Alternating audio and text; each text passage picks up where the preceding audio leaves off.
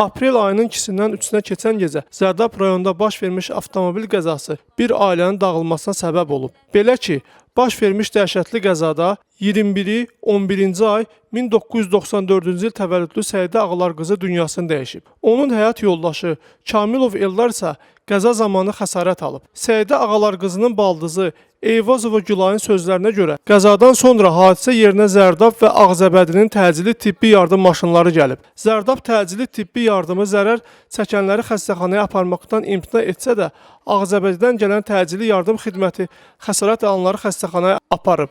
Eyvazova Gülayın əsas şikayəti baldızının ölüm səbəbidir.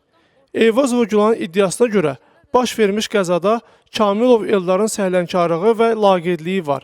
Qəza baş verməzdən öncə maşında hər iki tərəf dava edib.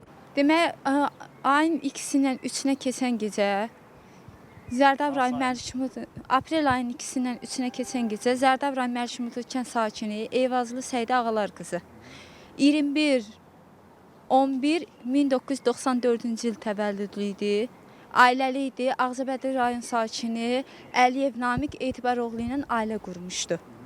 Onların lakin ailələrində bəzən problemlər çox olurdu, yəni münaqişələri olurdu. Həmən vaxtda baldızım qaynanamın yanında idi. Gəldi, yoldaşı gəlib aparan momentdə evdə dalaşıblar, götürüb yoldaşı bunu aparıb.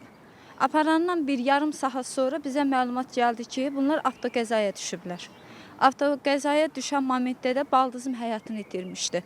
Lakin onun yoldaşı orada oturmuş, ailəsi ilə maraqlanmamışdı, yəni soyuqqanlılıqla yanaşmışdı.